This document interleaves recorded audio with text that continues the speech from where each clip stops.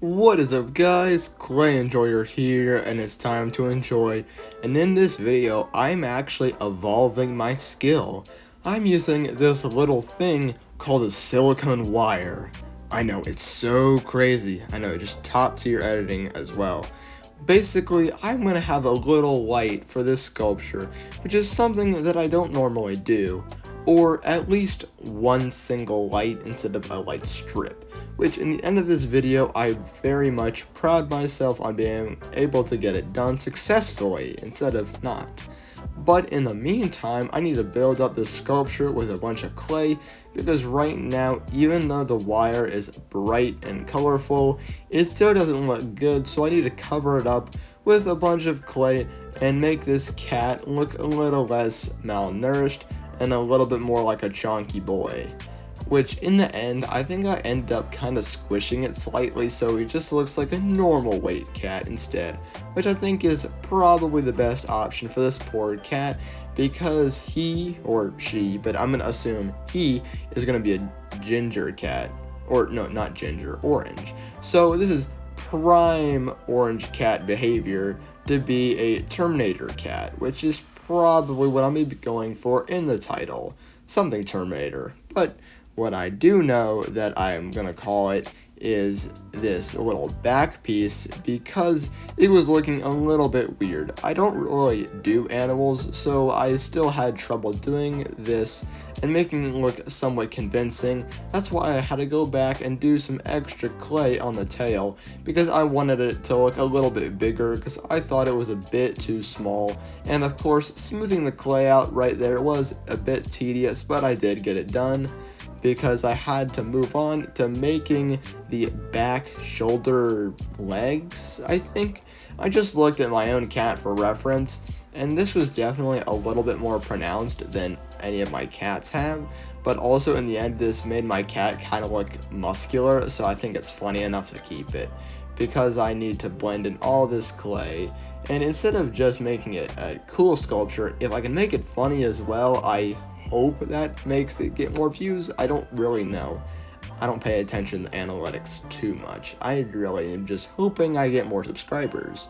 Followed by making the feet, because of course I have to make the feet definitely that I don't have a weird thing with feet, but all animals have feet because, you know, for balance. And especially that's important for cats because they're supposed to land on their feet all the time, which also helps with this extra clay because that will bring home the point that this cat is extra strong and is extra agile.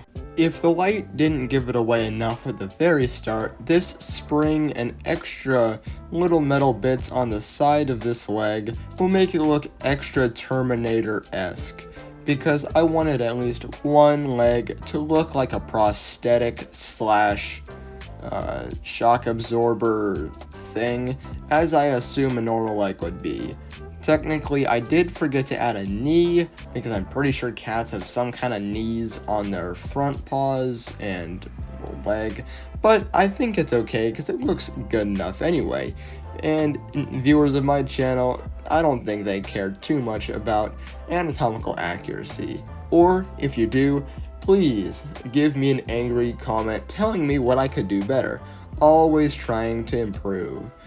But what's something that I really need to improve on is making cat faces. Because I know it's a work in progress, but this looks like a smoothed out golem circle head, and I really don't like it. I also kind of just struggle to make animals in general. That's why I very rarely even do. That's why I have like 3 max animals, especially cats. I for some reason just can't figure it out. But I can get away from that problem for making a little bit of detail on the side of the Terminator Nokia-esque head by poking in some vents and giving a little bit of trim on the metal skull side because I wanted to give it some detail, followed by the normal biological cat nose face bump kind of thing, and followed by a little nose that I can barely see because my fingers keep getting in the way, before then touching up more details on the face the biological side with a realistic looking enough ear and tilting it in slightly so for extra detail, before then doing the same thing on the other side but with a little antenna instead because I wanted a little bit of variation. And to add even more variation, I can give this cat a spinal surgery and remove part of his back to make room for a giant circle disc thing that will be shoved in the middle that will eventually hold this missile rack right here, which I'm putting a trim on because I want to add at least some detail, because I know that you guys know that I want to put at least a little bit of detail into everything, followed by these little rockets that were being very annoying because my hands were so sticky from the clay. But don't worry, because I eventually fixed it off camera, and then I put it in line with the rockets, and I actually did a little wire inside, so technically this rocket silo can spin, before then blending in the thing in itself so it looks less unnatural and more natural, like a giant missile rack coming out of a cat's back looks normal at all. Before then adding some tubes and wires. It will most likely be wires rather than tubes because they're also small, and with a little bit of fancy editing I can apply a bit more. It looks so nice now, and I really wanted to do that for some extra variation, followed by even more wire, and this wire is going to be the cat's whiskers if it wasn't obvious already. At least I hope it was obvious, because I don't know, I just really hoped that it was obvious, because what else would a cat have on its face? I didn't do all the whiskers though, because I thought that would look a little weird to have like their top head whiskers. Before then finally texturing all the fur, which took forever.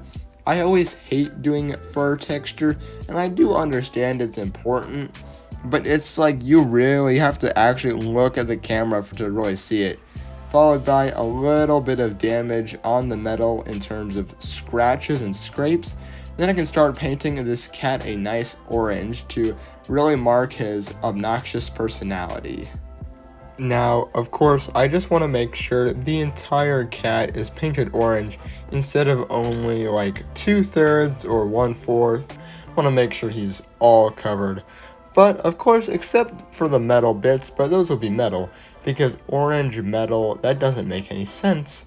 Plus, I want there to be at least some variation, and orange metal, that wouldn't be very much variation, only a tiny bit shinier. But what I can do that will really add some variation was doing this dry brushing lighter orange to make it look like light is bouncing off the cat's legs, arms, face, ears, head, and wherever, as well as giving a little bit more texture in the fur, which I'm not sure how well that came across, but I think it came out good enough, followed by painting the metal bits to look like, well, metal, because they're supposed to, and I would think this looks a lot better than the standard white, followed by the rockets also painted in the same metal silver color, just like everything else, because for continuity, of course it has to be painted the same thing.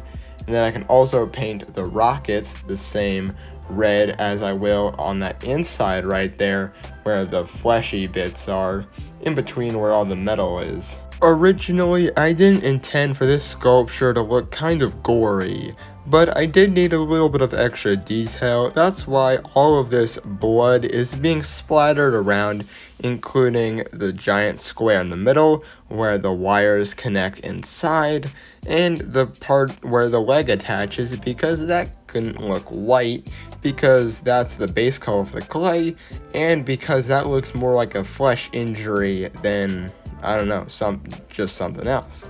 But what I can also do is paint the spinal bones in this tannish color before putting some blood on them off camera, and painting the whiskers white as they should be, because what else am I supposed to paint whiskers? Green?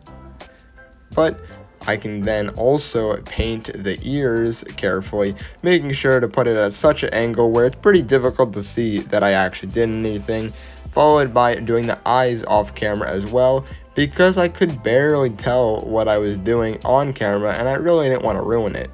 Followed by a little bit of dust or rust or dirt on all of the metal bits to make it a little bit more detailed. Then I can start making the base, which starts as a blue and brown brownie with big chunks of white overused clay on the top to make the base look a little bit more interesting, before then putting the cat in place momentarily and for only a little bit, before then wet blending a bunch of black wash all over the rocks and then tapping it away slightly on some rocks to give them variation. I think from afar these rocks look very realistic, and if you disagree with me, you're just wrong, because look how pretty those rocks are. But with that done and dried, I can solder the lights in off camera and put the feet in place. Originally, the wire was going to be through the base, but there was a little bit of problems, so I just left it as is, and it's going to be on the side. Before then finally painting the sides of the base black color, now it's time for the reveal.